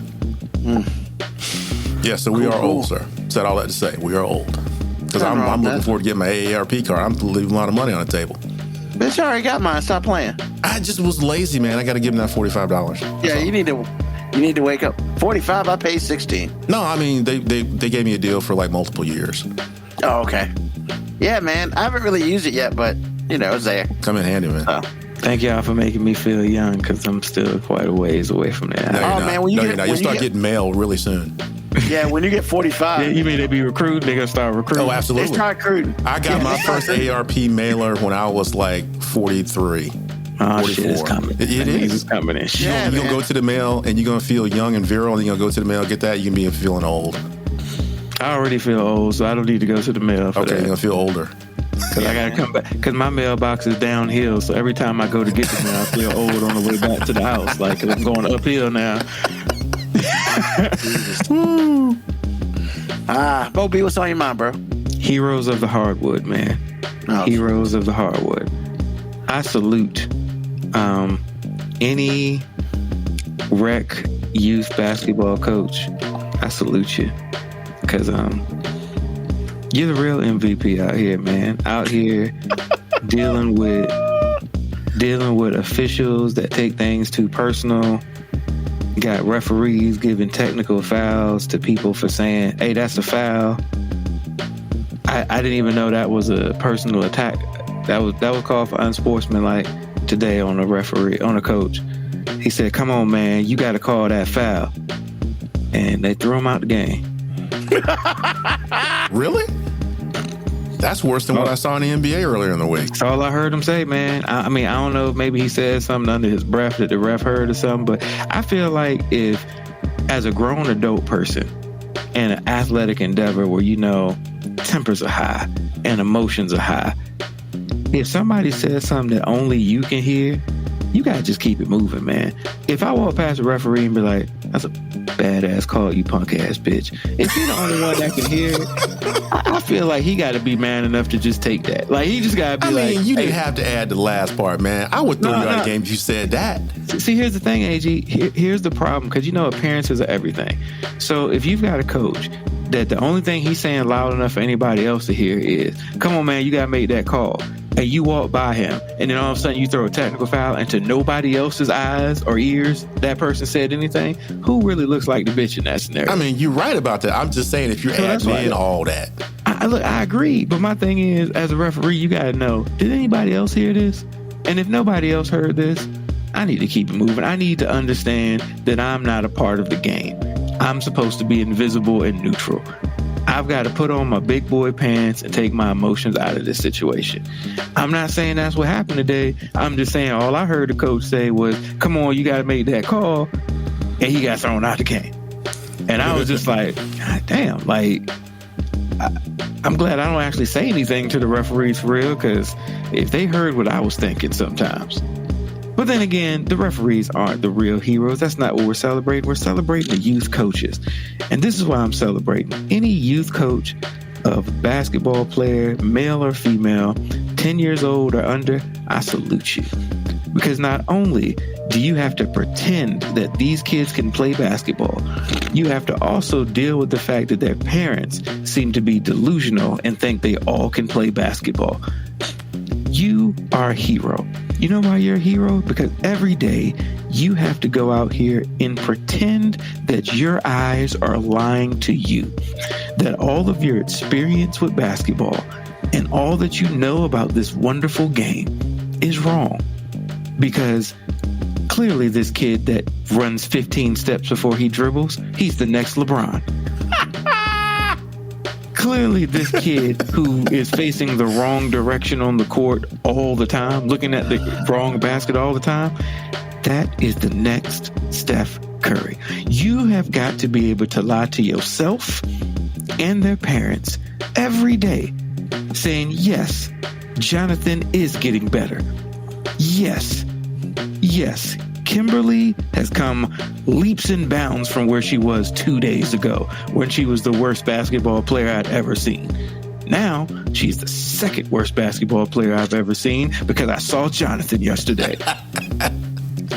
So, all the heroes of the hardwood, I salute you.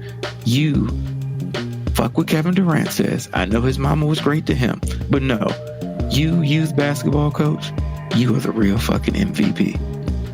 That's all that's on my mind, man. All right.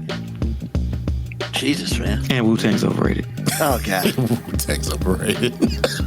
WuTang's about as overrated, but they're not quite as overrated as Naughty by Nature. I don't know if that can even happen. I don't know, but Naughty by Nature doesn't have the same level of greatness as WuTang has. Yeah, but the fact that anybody considers Naughty by Nature, like, impactful at all, oh God, unless you're from their neighborhood and you actually know them, I feel like you should just let that go. Because New York rap at its hottest, when you think about, here's the thing, like, I cannot say when New York rap was at its hottest, if I go, hey man, when New York rap was at its hottest, who are some of your favorite artists? I can't find any motherfucker walking the planet that'll say Naughty by Nature within the first 5 artists. Truth. I can't find a lot. Maybe not even top 10. Oh, God. And that's not a slight. There's been a lot of people in hip hop. They had a successful musical career. I just think they're overrated. That's it. I'm not saying that Naughty by Nature is trash. I didn't like their music, but they're not trash. I would never listen to it. I personally myself would not do that to my own ears. But if you know, get down with, OPP or your Jam or whatever all their songs were. Like they had a couple hits that was on the radio, but nah, let's not do that. Naughty by Nature is just a group that happened. End of the story. They're just a group that existed. All right. Thank you, Mo B. You feel some kind of way? Stupid. So you can't even. As soon as I do this, you know what I'm talking about. That's how catchy it is. Stop doing that. Jeez. It just reminds us how dumb it now looks. Back then, when everybody was doing it, it was cool. That's just like doing the Humpty Dance. It was cool, but then you realize, you look at it like... You stop, sir. The Humpty Dance is a classic. The dance is terrible. You stop it, sir. You stop it. First, I limped to the side like my leg was broken.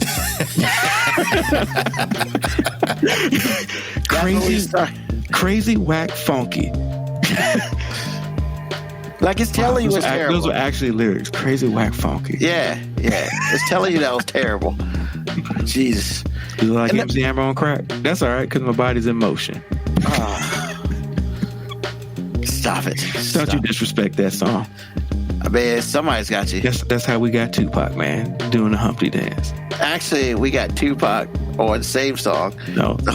That's when we first heard him on the radio. He was a dancer in the back doing the Humpty Dance. He was. I mean, this shit comes from sugar sometimes, or sugar comes from shit. So don't get twisted. I like Digital Underground. That song's kind of trash, but whatever. All right. So what's on my mind is very simple. First of all, take care of yourselves. Especially it's Black History Month.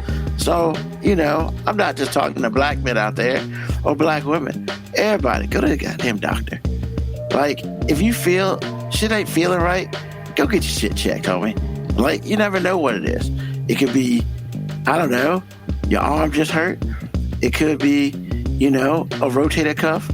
It could be you're pregnant. I don't know. I go to the doctor every time something hurt, Ruben. I'm staying there. Well, I'm just going to be at the doctor.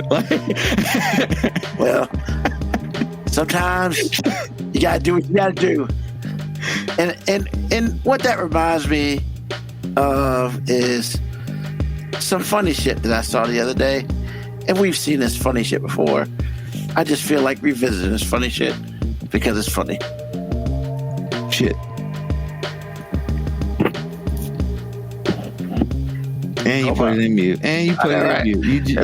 You just wanted to laugh. Boo! That's why your breast smells so good. All right, let's try that again. That's why your breast smells so good. Bro, that is the funniest comeback I have ever heard. At any level.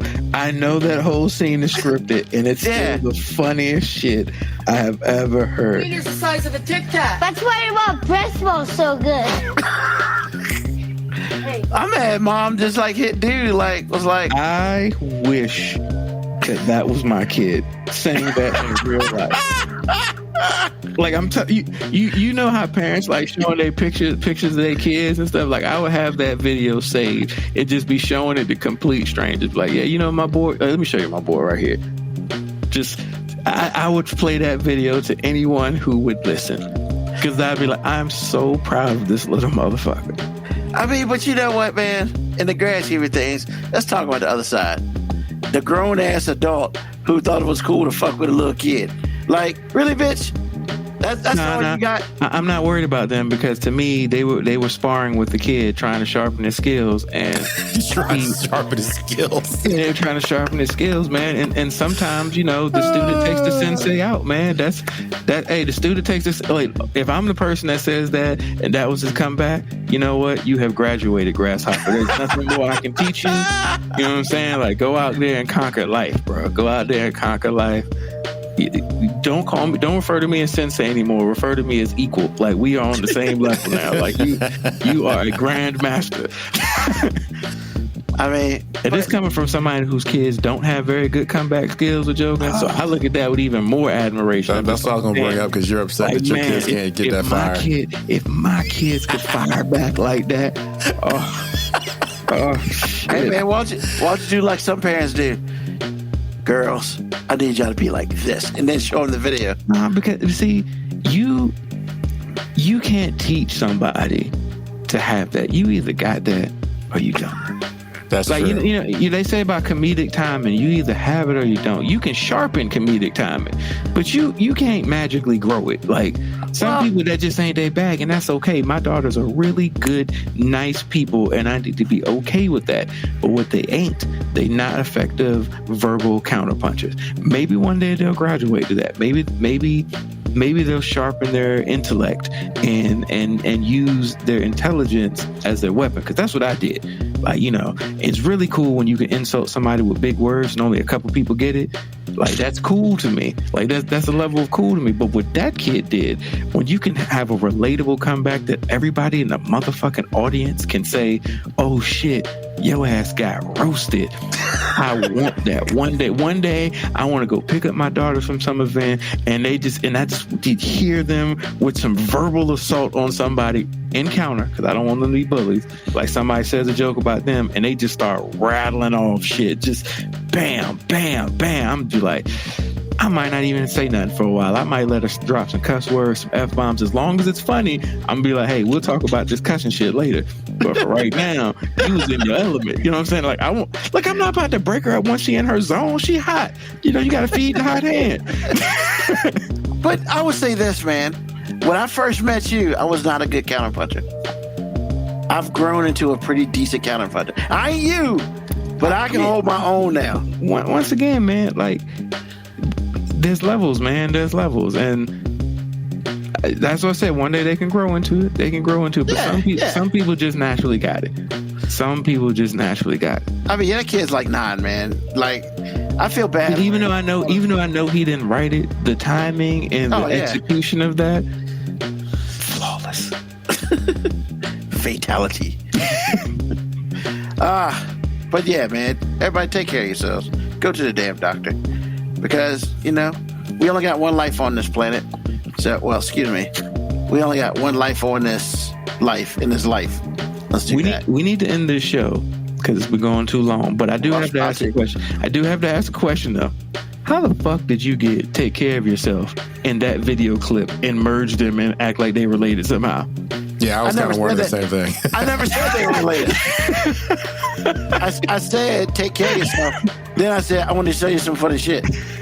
So I never related. Actually, yeah, he did. I separated them completely. Okay, because that's a hell of a transition. Take care of yourself. But this shit's funny. That's kind of what I did. You go back to the tape. Go back in the tape. I believe you. I still don't understand. It's just an awkward transition, but I think it went pretty well. Pretty well. There's never a bad time to put in funny. So I guess I see what you're saying. Yeah.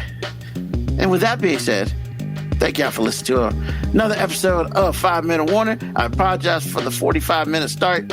That was my bad. I had to get my feelings out. I'm a lot better now. We're not going to have that shit no more until something else crazy happens. But hopefully y'all here for that ride too.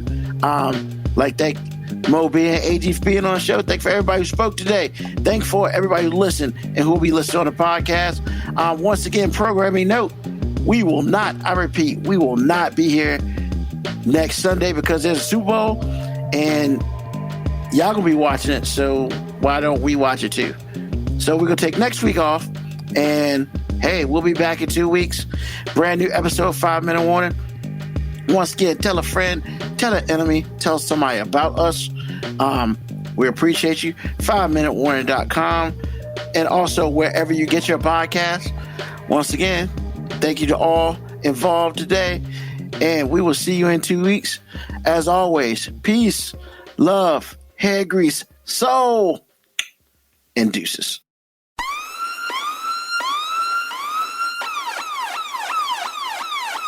Email us at 5minutewarning19@gmail.com. And also leave comments on Facebook and Twitch. Search 5 Minute Warning. Contact us on Twitter at AG_FMW Podcast at Newsman25, at FMW 2019. Contact us on Instagram, Moby 5 Minute Warning, AG_5 Minute Warning, Newsman25. You can listen to the podcast at Apple Podcast, Spotify, or wherever you get your podcast. Thank you for listening. This has been another episode of